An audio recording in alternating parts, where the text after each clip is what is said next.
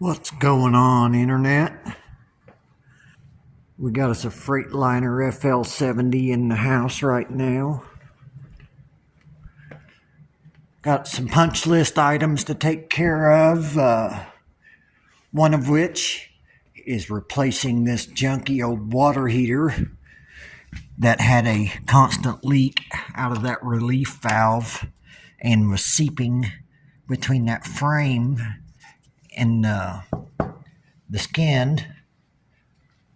You can see the delamination we got going on here, so we definitely need to get that plugged, and we're gonna eventually get that re-cemented on there and put a nice piece of a little bit wider aluminum. The unfortunate truth is all RVs are built to fail.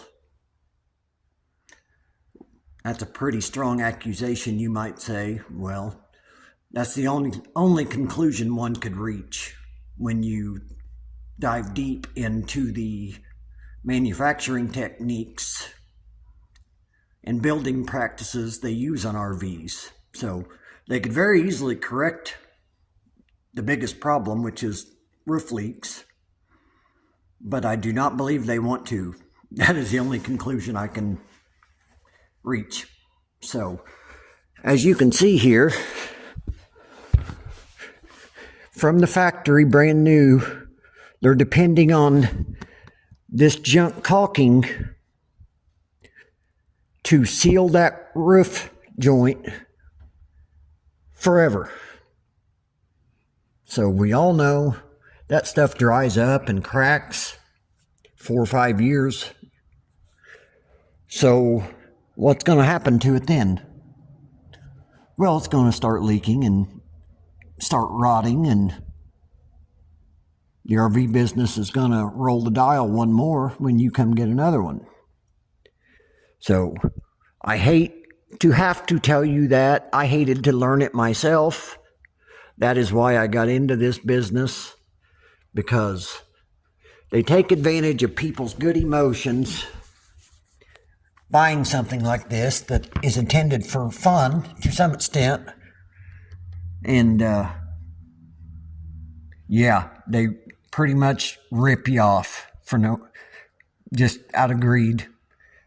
Because just as I came to the conclusion when I started working on these, why don't they just rhino line the entire thing when it's done, and then nothing will leak, and they're not depending on a little bit of silicone they put on a screw when they run it in to seal it forever. So wouldn't be any more expensive than the methods of roofing they use.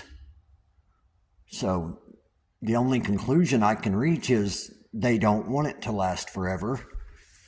They would just as soon sell many more. So now that we got that out of the way, wow, I know that's a lot.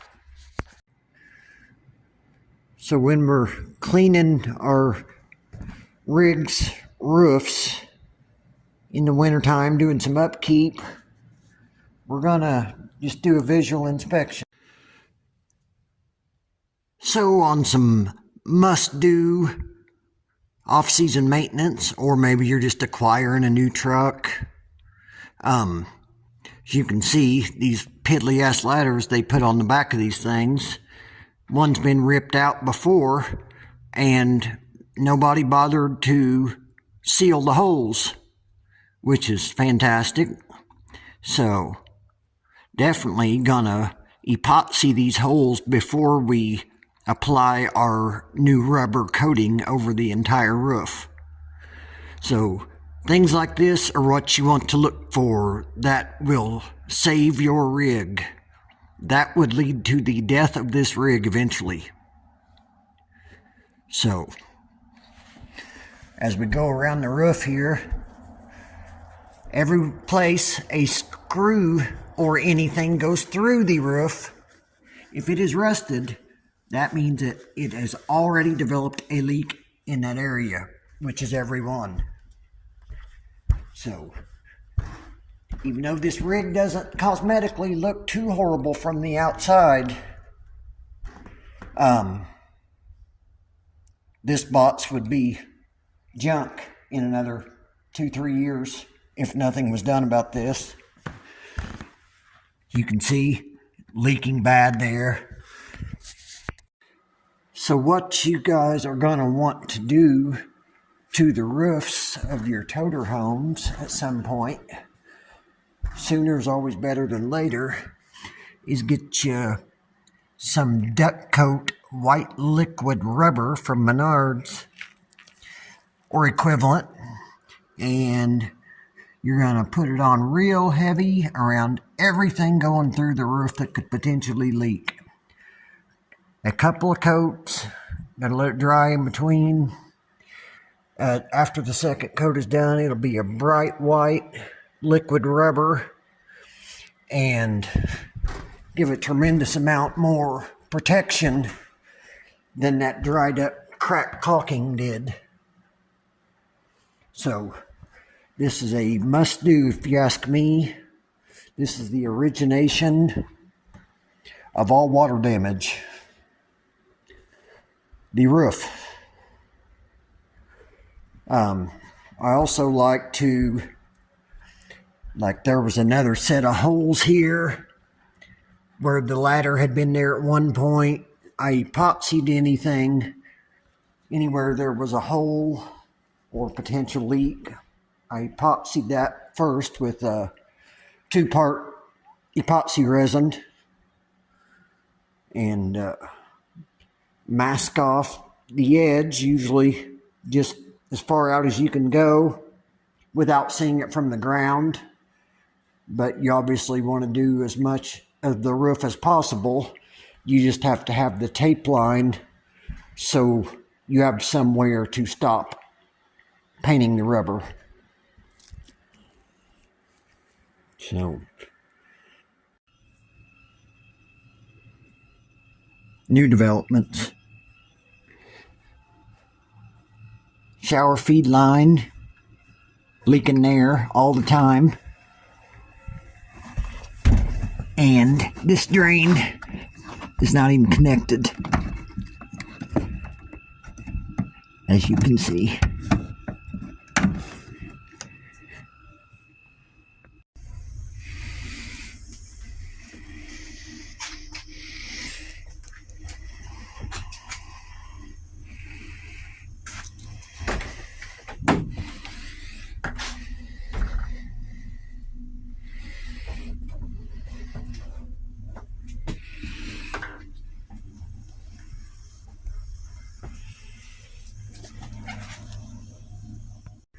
Existing cabinet is 24 by 50 3/8.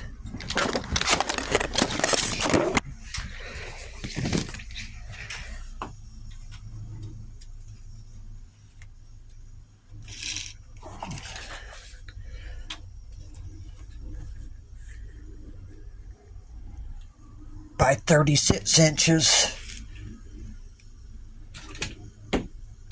not including the countertop. 36 to the ground.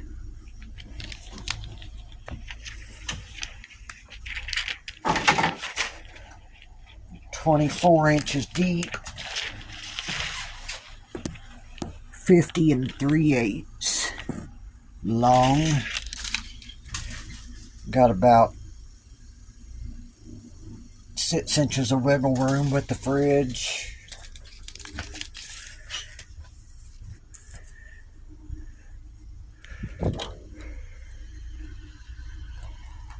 Got approximately 2 feet to the bottom of the right cabinet.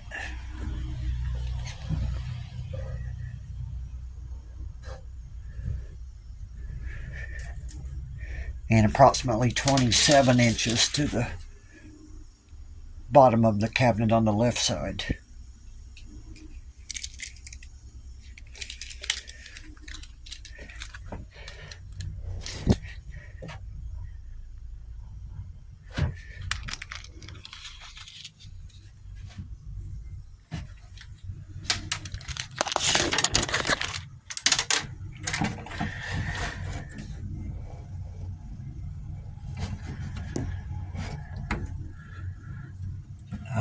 4 3/4 to the center of the hole off the edge for the water lines.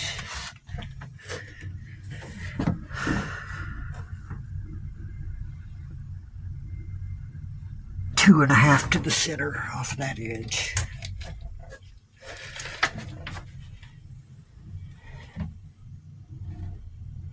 That was a 3.5-inch hole saw.